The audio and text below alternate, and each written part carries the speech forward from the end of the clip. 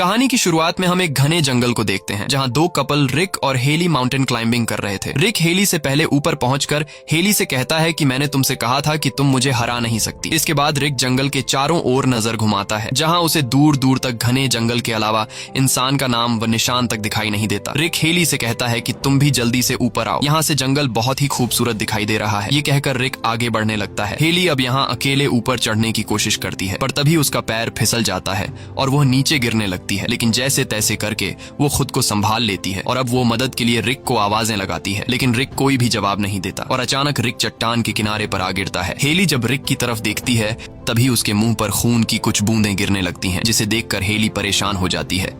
अब वो इस हालात को समझने की कोशिश कर ही रही होती है कि तभी कोई रिक को उठाकर नीचे फेंक देता है और यह देखकर हेली के गले में सांसें अटक जाती हैं। अब हेली जैसे तैसे करके खुद को छुड़ाकर नीचे उतरने की कोशिश करती है पर तभी रस्सी से हेली को कोई ऊपर खींचने लगता है। डर के मारे हेली खुद को बचाने के लिए रस्सी काट देती है जिससे वो सीधा नीचे रिक की बॉडी के पास गिर जाती है। रिक को मरा हुआ देखकर हेली जोर जोर से रोने लगती है। अब वो इस हादसे से अच्छी तरह संभल नहीं पाई थी कि तभी वो देखती है कि ऊपर झाड़ियों से कोई तेजी से उसकी तरफ आ रहा है, जिसे देखकर हेली अपनी जान बचाने के लिए तेजी से अपनी कार की तरफ दौड़ती है, लेकिन भागते भागते उसका पांव एक कांटेदार तार में फंस जाता है जिससे वह नीचे गिर जाती है और तभी हम देखते हैं कि कोई हेली को घसीट कर ले जाता है। अब यहाँ हमें यह पता चलता है कि वेस्ट वर्जीनिया के इस एरिया में बहुत से लोग गायब हो रहे हैं और लोगों का मानना है कि इस जंगल में काफी अजीब से दिखने वाले लोग रहते हैं जो इंसानी मांस खाते हैं और जो कोई भी इस जंगल में आता है वो अजीब से दिखने वाले लोग उसे मार देते हैं। अब अगले सीन में हम सड़क पर एक कार को देखते हैं जिसमें क्रिस नाम का एक आदमी बैठा होता है। क्रिस आज इंटरव्यू के लिए जा रहा था,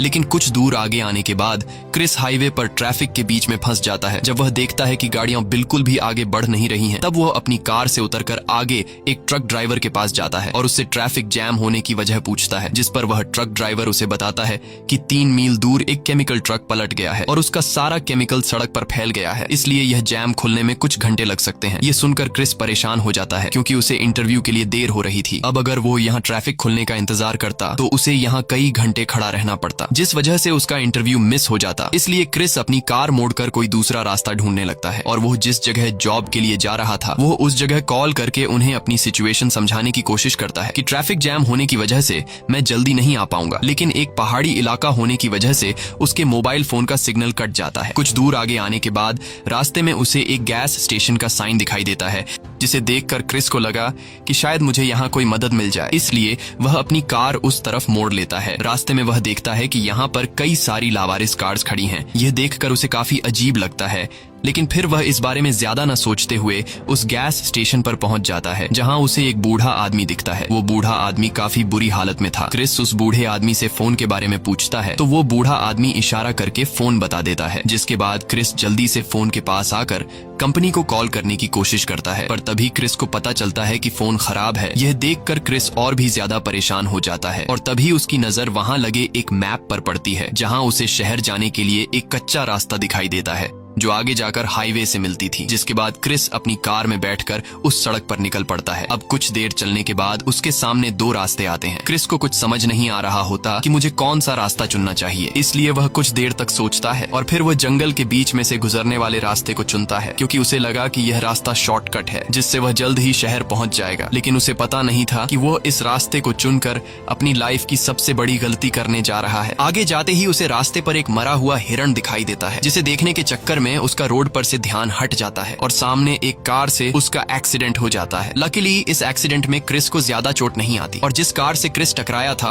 वो कुछ स्टूडेंट्स की थी जो जंगल में घूमने के लिए आए थे। क्रिस सबसे पहले उनसे माफी मांगता है और कहता है कि तुम लोगों का जितना भी नुकसान हुआ है मैं उसके पैसे देने को तैयार हूँ। इसके बाद क्रिस उनसे पूछता है कि तुम लोगों ने अपनी कार रास्ते में क्यों पार्क की थी, जिस पर जैसी नाम की एक लड़की जवाब देती है कि सड़क के बीच किसी ने कंटीली तार बिछा दी थी जिससे उनकी कार का टायर पंक्चर हो गया और टायर को देखकर पता चल रहा था कि यह इत्तेफाक से नहीं हुआ बल्कि किसी ने जानबूझकर सड़क पर कंटीली तार बिछाई थी। अब ये लोग क्रिस की कार में भी बैठकर यहाँ से नहीं निकल सकते थे क्योंकि एक्सीडेंट की वजह से क्रिस की कार भी खराब हो चुकी थी और अब ये लोग यहाँ फंस चुके थे। तब जैसी कहती है कि पीछे एक गैस स्टेशन है जहाँ हमें फोन मिल सकता है, लेकिन क्रिस कहता है कि मैं अभी वहाँ से आया हूँ, वहाँ का फोन खराब हो चुका है, इसलिए हमारा वहाँ जाना फजुल है। जिसके बाद ये लोग आगे जाने का डिसाइड करते हैं और सोचते हैं कि शायद आगे उन्हें हेल्प मिल जाए। आगे जाने से पहले ये लोग एवन और फ्रांसिन को कार के पास छोड़ देते हैं ताकि यह दोनों गाड़ी के अंदर रखे गए सामान का ध्यान रख सकें। आगे बढ़ते हुए उन्हें रास्ते में एक मरा हुआ नेवला जमीन पर पड़ा मिलता है जिसे किसी ने बुरी तरह से कुचल दिया था। ये लोग इस पर ज्यादा ध्यान नहीं देते और आगे बढ़ने लगते हैं। कुछ दूर आगे आने के बाद उन्हें एक जगह पर टायर्स को आग लगी हुई दिखाई देती है, जिसे देखकर क्रिस समझ जाता है कि यह जगह नॉर्मल नहीं है। क्रिस खतरा महसूस करते हुए सभी को आगे बढ़ने के लिए कहता है। दूसरी तरफ एवन और फ्रांसिन, जो गाड़ी का ध्यान रखने के लिए अकेले रह गए थे, ये दोनों इंतजार में थे कि कब इनके साथी मदद लेकर आएंगे। पर तभी एवन को जंगल से किसी चीज की आवाज सुनाई देने लगती है, जिसे सुनकर एवन फ्रांसिन से कहता है कि तुम यहीं कार में रहो, मैं देखने जा रहा हूँ कि ये आवाज कहाँ से आ रही है। जिसके बाद एवन जंगल की तरफ चला जाता है और फ्रांसिन कार में बैठकर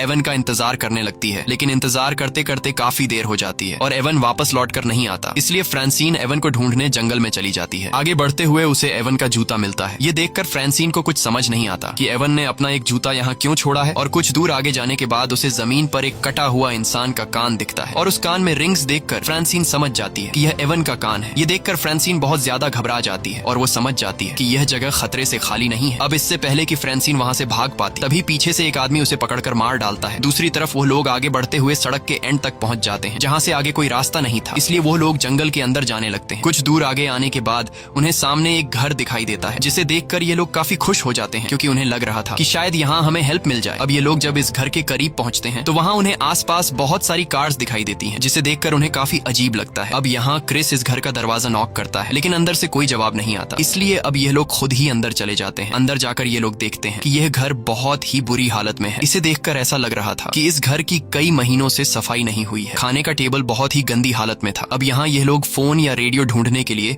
घर की जांच पड़ताल करने लगते हैं। तभी उन्हें ढेर सारी कार्स की चाबियां मिलती हैं। क्रिस जब फ्रिज खोलता है तो उसकी आंखें खुली की खुली रह जाती हैं, क्योंकि वहाँ किसी ने इंसान के बॉडी पार्ट्स बॉटल्स में रखे थे। वहीं जेसी जब बाथरूम में जाती है तो वहाँ उसे बाथ टब में इंसान की डेड बॉडी पड़ी मिलती है, जिसे देखकर वो बहुत ज्यादा घबरा जाती है। और तभी एक बाल्टी का ढक्कन हटाने पर उन्हें वो कंटीला तार दिखाई देता है, जिससे उनकी कार पंक्चर हुई थी। ये सब देखकर ये लोग समझ जाते हैं कि इस घर में जो भी रहता है वह बहुत ही ज्यादा खतरनाक है। अब ये लोग जल्दी से वहाँ से निकलने लगते हैं और जैसे ही ये लोग दरवाजे के करीब पहुँचते हैं तभी उन्हें एक गाड़ी की आवाज सुनाई देती है। क्रिस जब खिड़की से छिपकर देखता है तो उसे पता चलता है कि यहाँ एक गाड़ी आ रही है। अब ये लोग जिस दरवाजे से आए थे उस दरवाजे से तो निकल नहीं सकते थे, क्योंकि सामने से वो गाड़ी आ रही थी। इसलिए ये सब पीछे के दरवाजे से निकलने का सोचते हैं, लेकिन पीछे का दरवाजा ब्लॉक किया गया था। अब यह लोग बुरी तरह से फंस चुके थे और उन्हें कुछ समझ नहीं आ रहा था कि यहाँ से कैसे निकला जाए। जब उन्हें बाहर निकलने का कोई भी रास्ता नहीं मिलता तब ये लोग जल्दी से अलमारी और बेड के नीचे छिप जाते हैं। कुछ देर बाद वो मॉन्स्टर्स अंदर आते हैं और फ्रांसिन की बॉडी को बिल्कुल उनके सामने लाकर पटक देते हैं, जिसे देखकर ये लोग बहुत ज्यादा डर जाते हैं। और तभी ये लोग उन मॉन्स्टर्स के चेहरे देख लेते हैं, जिनके चेहरे देखने में बहुत ही ज्यादा डरावने थे। दरअसल ये तीनों आदमखोर थे जो इंसानी मांस खाते थे, और ये तीनों फ्रांसिन की लाश को उठाकर एक टेबल पर पटक देते हैं और तीनों मिलकर उसे काटना शुरू कर देते हैं। ये खौफनाक मंजर देखकर जेसी काफी ज्यादा डर जाती है और जैसे ही वह चिल्लाने वाली होती है तभी क्रिस उसके मुंह पर हाथ रख देता है और जेसी की आवाज को दबा लेता है। इसके बाद वह तीन आदमखोर फ्रांसिन की बॉडी को खाकर सो जाते हैं। अब मौका देखकर क्रिस और जेसी धीरे धीरे घिसटते हुए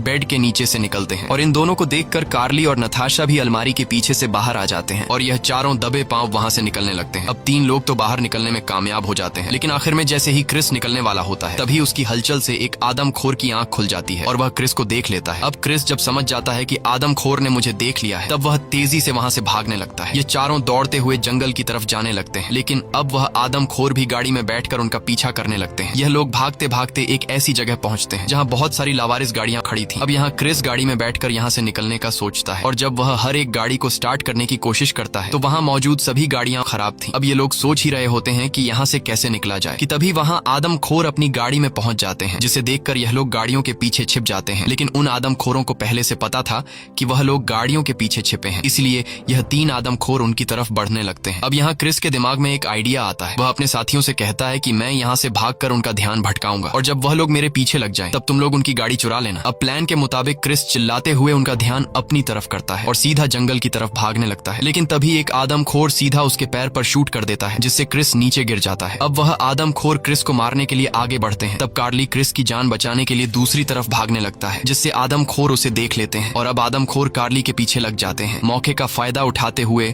जेसी और नताशा जल्दी से क्रिस को उठाकर उन आदमखोरों की गाड़ी के पास ले आते हैं। अब वह तीनों जल्दी से गाड़ी में बैठकर वहां से निकलने लगते हैं और जंगल में अपने साथी को ढूंढने लगते हैं। कुछ दूर आगे जाने के बाद उन्हें कार्ली दिखाई देता है, जिसके लिए यह लोग अपनी गाड़ी रोक लेते हैं और कार्ली को चिल्लाकर जल्दी से गाड़ी में बैठने को कहते हैं। कार्ली भी दौड़ते हुए उनकी तरफ आने लगता है, लेकिन तभी पीछे से एक तीर आकर कार्ली के सीने के आर पार चला जाता है। अपने साथी को मरता हुआ देखकर यह लोग बहुत ज्यादा मायूस हो जाते हैं और तभी वह आदमखोर क्रिस पर भी तीर बरसाने लगते हैं। अब अपनी जान बचाने के लिए यह लोग जल्दी से वहां से निकल जाते हैं। कुछ दूर आने के बाद यह लोग देखते हैं कि उन आदमखोरों ने रास्ते में एक बड़ा पेड़ रखकर रास्ता ब्लॉक कर दिया है, इसलिए अब यह लोग पैदल ही जंगल में आगे बढ़ने लगते हैं। कई घंटों से पैदल सफर करने के बाद यह लोग थक जाते हैं, जिस वजह से यह लोग एक जगह बैठकर आराम करने लगते हैं। अब रात भी होने वाली थी और उन्हें कुछ समझ नहीं आ रहा था कि रात कहाँ बिताई जाए, क्योंकि अगर वह यहीं जंगल में सोते तो वह आदमखोर उन्हें ढूंढकर मार देते। इसलिए यह लोग फिर से एक सेफ जगह की तलाश में निकल पड़ते हैं और तभी नताशा को लकड़ी का बना हुआ एक टावर दिखाई देता है। टावर को देखकर उन्हें रात बिताने के लिए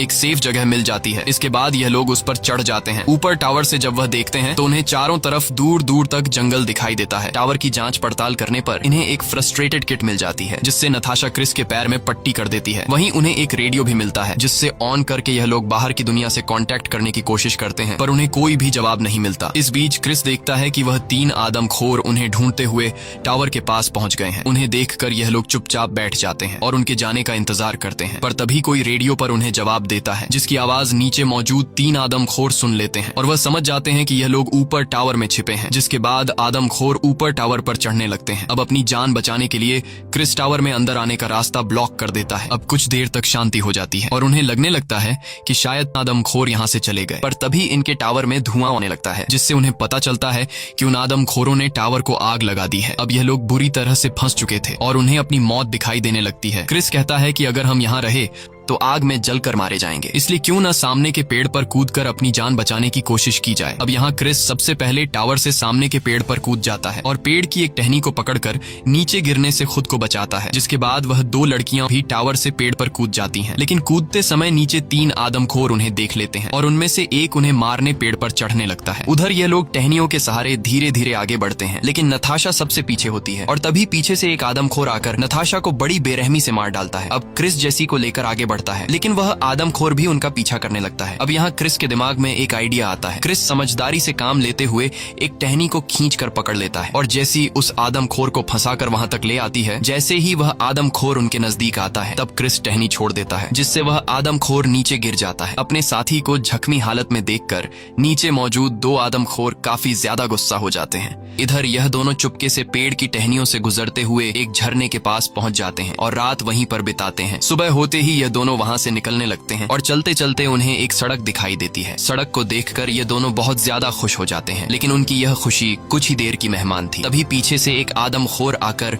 क्रिस पर हमला कर देता है, जिससे क्रिस ढलान से नीचे लुढ़कने लगता है और वह आदमखोर जेसी को पकड़कर अपने साथ ले जाता है। तभी क्रिस को रोड पर पुलिस की कार दिखाई देती है, जिसे देखकर क्रिस जल्दी से पुलिस की गाड़ी के सामने पहुंचता है। दरअसल रात को जब रेडियो से उन्होंने मदद मांगी थी, तब उस पुलिस वाले ने उनकी मदद का सिग्नल सुन लिया था, इसलिए वह उन्हें बचाने के लिए आया था। अब इससे पहले कि क्रिस उस पुलिस वाले को सब कुछ बता पाता, तभी पीछे से एक तीर आकर पुलिस की आंख फोड़ देता है। ये देखकर क्रिस बहुत ज्यादा घबरा जाता है और वह जल्दी से उसी पुलिस की गाड़ी में बैठकर वहां से निकलने लगता है, लेकिन कार की चाबी पुलिस के पास थी। अब क्रिस उस पुलिस वाले की जेब से चाबी निकाल नहीं सकता था, क्योंकि वह आदमखोर क्रिस के काफी करीब आ चुका था। इसलिए क्रिस खुद को बचाते हुए झाड़ियों के पीछे छिप जाता है और तभी वह आदमखोर पुलिस की लाश को उठाकर गाड़ी में डाल देता है और जैसे ही वह गाड़ी को स्टार्ट कर वहां से जाने वाला होता है, तभी क्रिस जल्दी से उसकी कार के नीचे आकर कार को कसकर पकड़ लेता है, जिसके बाद आदमखोर कार को अपने घर की तरफ ले जाने लगता है। वहीं उन्होंने जेसी को घर पर बांध रखा था और अब यह लोग जेसी को जिंदा पकाने वाले थे। तभी बाहर वह दूसरा आदमखोर भी आ जाता है, जिसके गाड़ी के नीचे क्रिस छिपा हुआ था। वह आदमखोर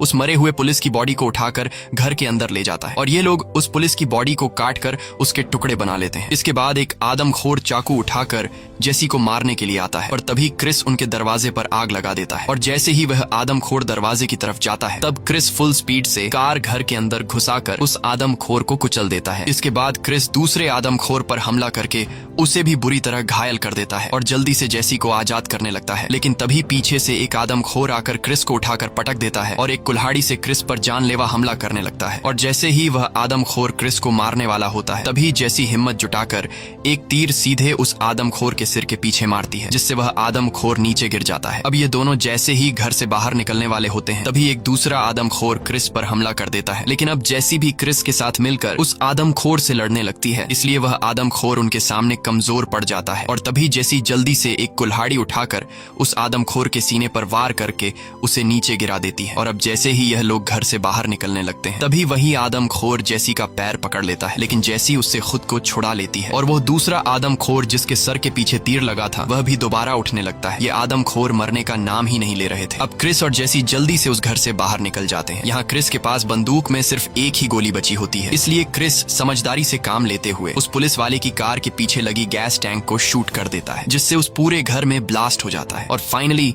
उस घर में मौजूद आदमखोर आग में जलकर मारे जाते हैं। इसके बाद क्रिस और जैसी उन्हीं आदमखोरों की गाड़ी में बैठकर वहां से निकल जाते हैं और सीधे उस गैस स्टेशन पर पहुंचते हैं, जहां क्रिस सामने लगे मैप को फाड़ देता है। क्रिस ऐसा इसलिए करता है क्योंकि वह नहीं चाहता था कि इस मैप को फॉलो करते हुए जो कुछ उसके साथ हुआ वह किसी और के साथ न हो और कोई भी दोबारा इस रास्ते पर न जा सके। इसी के साथ ये कहानी खत्म हो जाती।